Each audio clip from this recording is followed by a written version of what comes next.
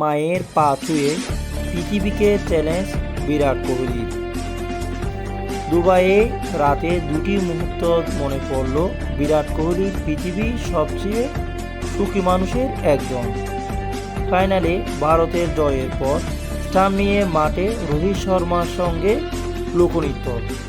গুজরাট অঞ্চলে নবরাত্রিতে নাচটা সবচেয়ে জনপ্রিয়, অনেকটাই তলোয়ার যুদ্ধের মতো। কোমর গড়িয়ে হাসতে হাসতে স্টাম্পে টুকিটাকি করেছিলেন দুইজনে।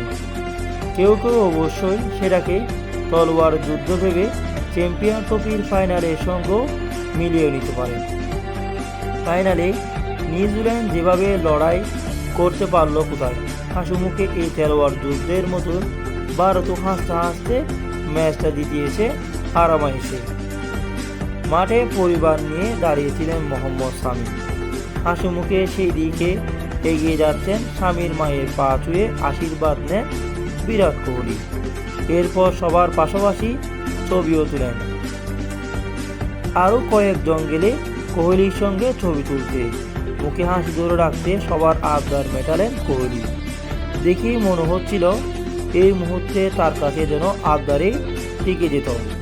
আইসিসি সর্বশেষ 3টি বড় টুর্নামেন্ট ফাইনাল খেলল ভারত। 2023 সালে বিশ্বকাপ না পেয়েও পরের বছর টি-20 ট্রফি এবং চ্যাম্পিয়ন ট্রফি উঠল ভারতের ঘরে। কোহলির মানসিকতা রাজার মতো হবে না তো আর কার মতো হবে? বড় মাপের রাজার সিংহাসন ছাড়া আগের রাজত্ব সুসংগত করে যান। কোহলি মনে করেন ভারত জাতীয় দল এখন তেমন অবস্থানেই আছে। ক্রিকেট মাঠে গোড়া পৃথিবীর মুখে হতেও ভয় পাবে না। কোহলির ভাষায় root take on the world. এ কথায় ক্রিকেটের অর্থ ভারত বর্তমান দলটি আগামী 8 বছরে যে কোনো চ্যালেঞ্জ নিতেই প্রস্তুত থাকবে। জাতীয় দলের জার্সিতে 17 বছর চলছে 36 বছর বয়সী এই বিরাট কোহলির। যখন দলে ঢুকেন সেই সময়ের তুলনায় কেরিয়ার জুড়ে বলি দলকে আর ভালো অবস্থানে রেখে যাওয়ার কপাল তো সবার হয় না। কোহলি মনে করেন তার কেরিয়ারের গতিপথ বিবেচনায় ভারতের বর্তমান দলটি এখন কক্ষপথেই আছে। চলে যাওয়ার আগে দলকে সবাই আর ভালো অবস্থানে রেখে যেতে চায়। আমার মনে হয় আমাদের এমন একটি স্কোয়াড আছে যারা আগামী 8 বছর যে কোনো চ্যালেঞ্জ নিতেই প্রস্তুত।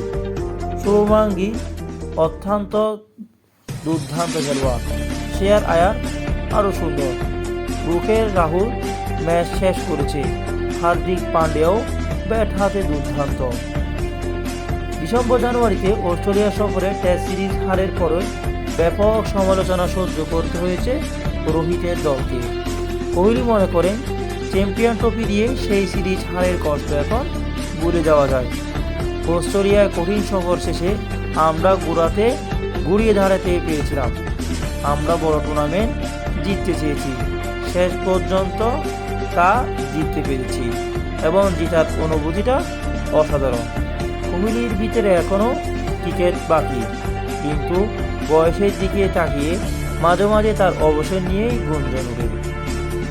সিদ্ধান্তটি একান্তই কোহলির হলেও একদিন তো ব্যাট প্যাট করে রাখতে হবে, সেই সময়টাও সম্ভবত তেমন দূরত্ব নেই।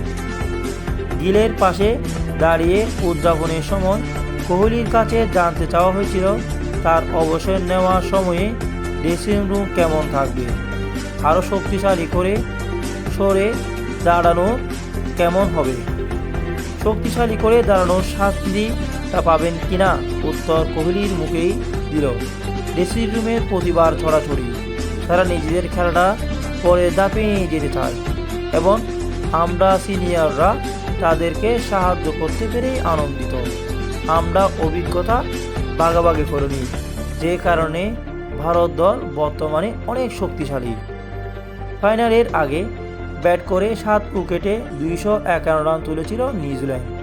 তারা করতে নেমে 6 বল হাতে রেখে 4 উইকেট বাকি থাকতে জিতেছে ভারত দল। কোহলির মুখে নিউজিল্যান্ডের জন্য প্রশংসা জ্বলল। বছরের পর বছর সীমিত সংখ্যক খেলোয়াড় নিয়ে তারা কী করতে পারে সেটা দেখে আমরা অবাক হয়েছি। আমাদের বিপক্ষে বড় ম্যাচে তাদের সবসময় পরিকল্পনা বড় থাকে। ক্রিকেট বিশ্ব আর কোনো দল তাদের মতো এতটা ভালোভাবে পরিকল্পনা লাগাতে পারেন না। ফিল্ডিংয়ে তারা নির্দ্বিধায় বিশ্বসেরা। নিউজিল্যান্ড দলে তারকা কেন উইলিয়ামসনকেও সান্ত্বনা দিয়েছেন কোহলি।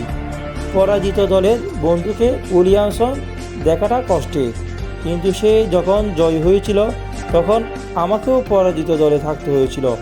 তাই আমাদের মধ্যে শুধু ভালোবাসাই বিরাজমান।